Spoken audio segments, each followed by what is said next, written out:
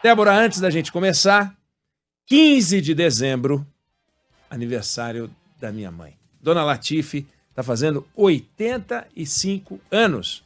85 anos bem vividos, 85 anos de exemplo, 85 anos de atitude, 4 filhos, 9 netos. Então é com muito orgulho que eu quero registrar aqui, com muita...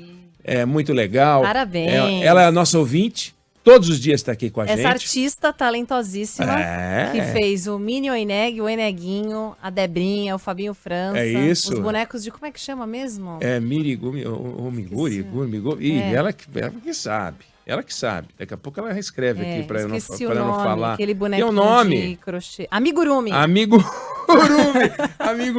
Yumi. Amigurumi. Ela fez pra gente.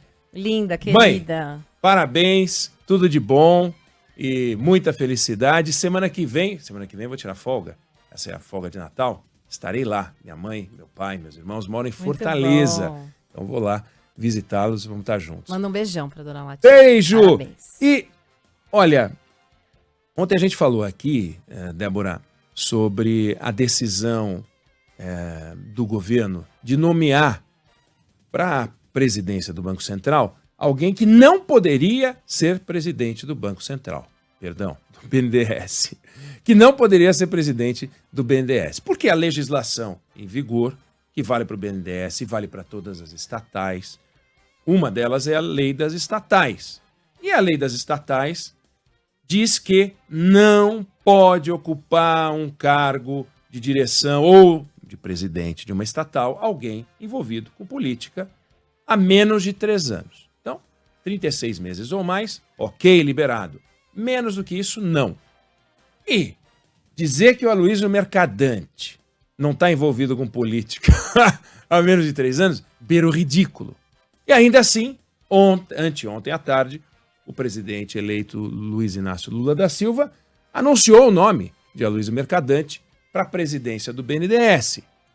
E à noite, a Câmara dos Deputados, e provavelmente o Senado vai confirmar, aprovou uma mudança na lei das estatais, reduzindo de 36 meses para 1 mês. 1 mês. Porque não é 0, né? Não. De 1 mês. Coisa ridícula. 1 mês, o tempo mínimo para alguém estar fora da política. Se tiver 15 dias é diferente, aí não pode. Mas 1 mês pode. 31 dias pode. Era 36 meses. Passou para 1 mês.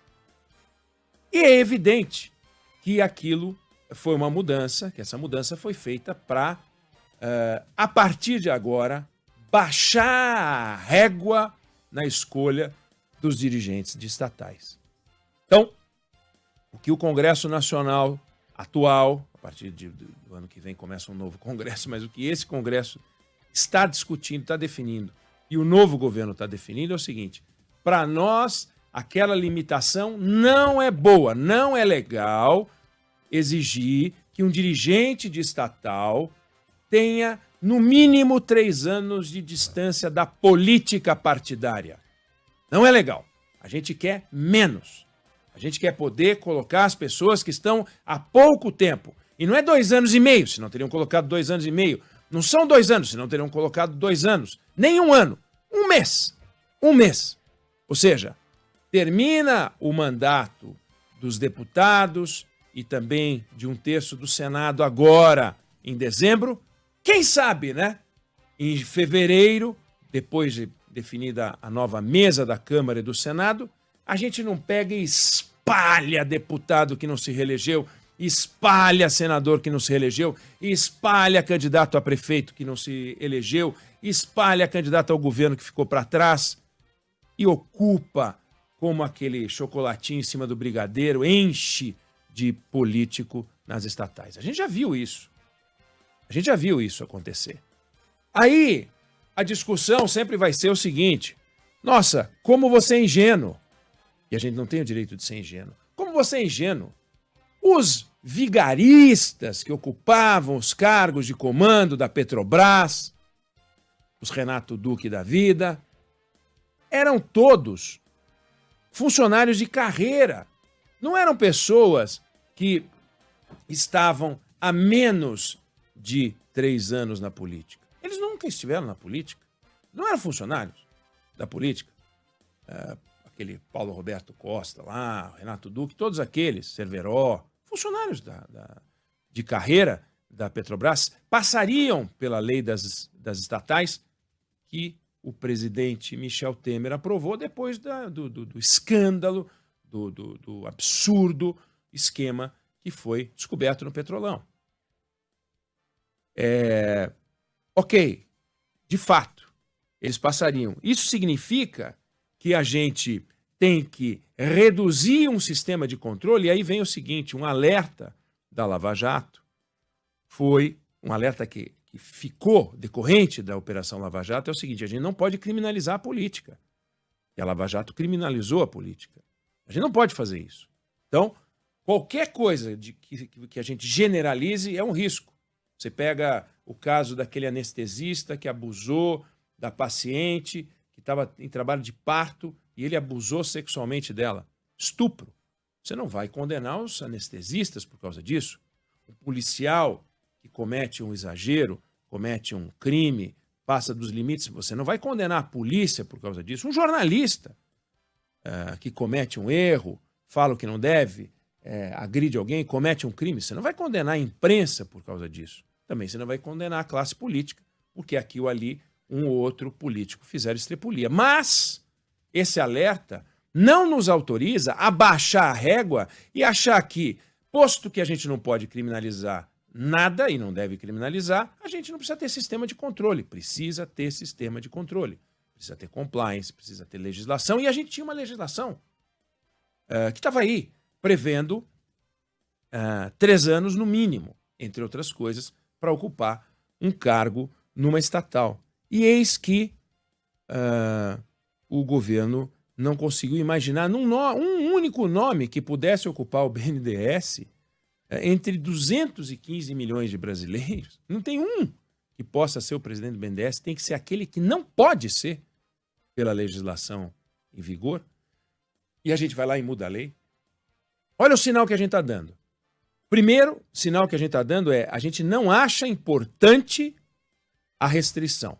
O novo governo acha que tudo bem botar um cara metido na política, não é um exemplo perigoso, não é um mau exemplo. Outra coisa, tudo bem mexer na lei, porque eu quero. Mexer na lei não tem problema. Quando a sociedade está precisando de algo que seja atualizado, não tem problema. Agora, qual é o ganho para a sociedade de mexer nessa legislação? Nenhum ganho para a sociedade. Está aí o presidente do BNDES, que não estava envolvido na política. E qual é o problema de procurar um outro que não esteja envolvido na política? Não, mas eu quero um mercadante. Eu quero um mercadante. Vai ser um mercadante. Então, como vai ser um mercadante? Porque eu quero um mercadante. Eu vou lá e mexo na lei. Então, a lei, para mim, não é um empecilho. Se a lei, para mim, não é um empecilho, se a Constituição, para mim, não é um empecilho, qual é a lógica? Qual é a paz que a sociedade vai ter, sabendo que a qualquer momento o governo, em vez de lidar com as leis em vigor, vai mexer em todas as leis, ou se sente à vontade para mexer em todas as leis. O nome disso é insegurança jurídica. O que aconteceu? As ações da Petrobras caíram, as ações do Banco do Brasil caíram. Por quê? Próxima fronteira, as outras estatais. Próxima ocupação, as outras estatais. Se a gente pode botar um cara que a lei não permite que seja presidente do BNDES no BNDES, por que não agora também não colocar na Petrobras e no Banco do Brasil pessoas que não podem entrar nesses cargos? É uma história maluca, é uma atitude que a gente tem que discutir. Então eu estou voltando a esse assunto para entrar em mais detalhes nele, para aprofundar um pouco mais sobre esse tema, porque a gente não pode achar que é normal que as pessoas, que os políticos, que as autoridades saiam mudando tudo. Então, uma coisa estamos fazendo uma PEC da transição, estão lá botando dinheiro porque precisa pagar o auxílio disso, auxílio daquilo. Tem exagero? Ok. Agora, quem vai ganhar com essa lei das estatais não é a sociedade. Não é a sociedade, é o seu Aloysio Mercadante e o presidente Lula, que quer colocar um aliado dele em algum cargo. E ele entende que é o BNDES. Agora, esqueça isso por um minuto. Por que ele está colocando o Aloysio Mercadante no BNDES? Porque ele entende que o Aloysio Mercadante tem condições de fazer o que ele disse no discurso em que anunciou o Mercadante, a reindustrialização do Brasil. O que é uma piração. Achar que uma pessoa num cargo pode fazer a reindustrialização do país. E aí joga luz numa outra visão, que é a visão centralista, que é a visão de que nós podemos comandar o espetáculo aqui do nosso palácio, aqui do nosso prédio público, e a gente vai brincando com a sociedade. Isso a gente já viu, porque a gente viu o que aconteceu quando tentaram fazer isso, a retomada da indústria naval, o desastre que foi. Nenhum desses processos centralizados funcionou. Foi um horror mexer nisso. Então, a beleza da economia de mercado está nos erros e nos acertos. Para você chegar numa empresa bem-sucedida, quantas e quantas empresas, com empresários que aplicam o seu próprio recurso, acabam sucumbindo. O empresário investe e dá certo, 100 investem e não dão certo. É assim que funciona o capitalismo, a economia de mercado. A gente só olha para os vencedores e fica achando que os vencedores são resultado de uma mente brilhante, espetacular, sendo que a gente tem vários empresários que deram certo e que quebraram em experiências anteriores. Então não é só uma mente brilhante, é uma mente brilhante num determinado contexto, num momento específico.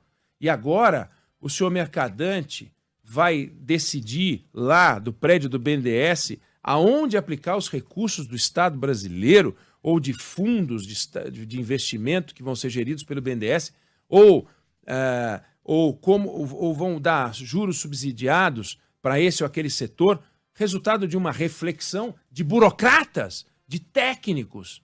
É uma loucura isso. Então, para além da questão legal, para além da agressão à segurança jurídica, que foi atacada antes mesmo do governo começar, não é inédito, mas é incrível que já tenha começado assim, a gente vê a distorção, resultado desta distorção. A gente vai ver no BNDES alguém encarregado de reindustrializar o Brasil. Ou é discurso, e aí não deveria ter sido dito, ou é um perigo, porque é achar que é possível comandar o espetáculo de um prédio público.